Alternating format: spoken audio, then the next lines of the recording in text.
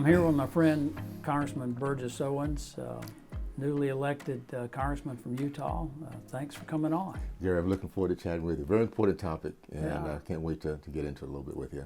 Well, I want to talk with you about critical race theory, and it's infiltrated practically every part of, institutionally every part of our culture, but particularly now it's showing up in our high schools.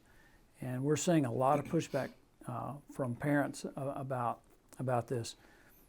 First of all, can you explain to people what critical race theory is? Sure. Well, you call it different names. It has different, but it's always been around. I grew up in the Deep South, Tallahassee, days of KKK, Jim Crow, segregation. And what we were taught, what my generation had to go through, was actually overcoming this the concept of judging each other by their skin color. Cultural Marxism is all about dividing us. It is something it's an ideology that we've been fighting for a long time. They're bullies and cowards, so we never ever see them out front. They love to hide in the school system where they can attack our kids. They love to hide in bureaucracies where they can hide and nobody know who they are.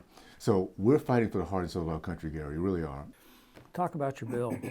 The bill is because one thing about our education system, on the federal level, we leave it to the states to make decisions and to figure out, as close as we the people as possible, how our kids should be taught.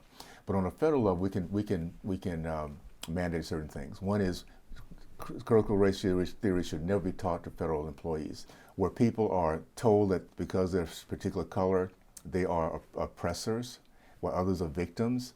What a negative and racist way for someone to teach me, because of my color, that I already have more obstacles than other people have. You and I have some common experiences in our background in that we both played college football. You played at Miami. I practiced at Alabama. You played for the New York Jets and for the Oakland Raiders. You were on a Super Bowl winning team, and we had black and white players. But when it came time to strap on the helmet and we went on that field, we went out as one. Yeah. This country is not perfect. We've made mistakes. I mean, the Constitution says in order to form a more perfect union, it never said a perfect union. We need to learn from the mistakes of the past, the things that you grew up with, to come together as one people like we did as a team. Yeah. You would never won a Super Bowl. We would have never won conference championships if we didn't play together as a team. Well, what we have to understand is our country is very unique. It is very special because of the way we started. Our mission statement starts off with 3 words: we the people. Yeah. What we have to understand is that there's something that comes with harmony and unity. It's called winning. You begin to look at other things other than the skin color. That is what the cultural Marxists are against. We have to understand what critical race theory is based on hatred. And I would say this for those who don't quite get it yet.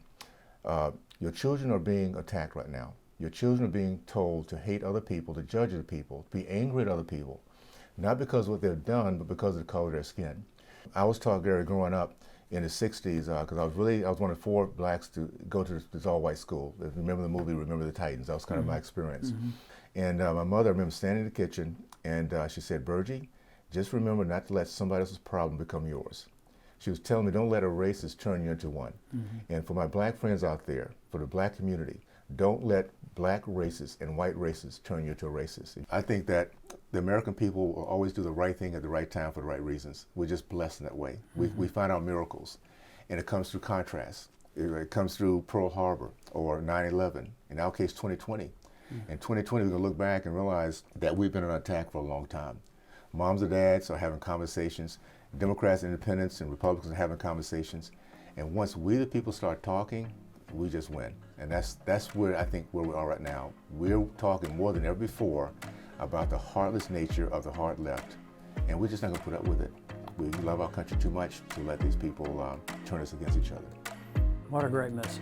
I really appreciate you taking time to come in and discuss this with me, and I don't know that you could have summed it up any better than what you just said.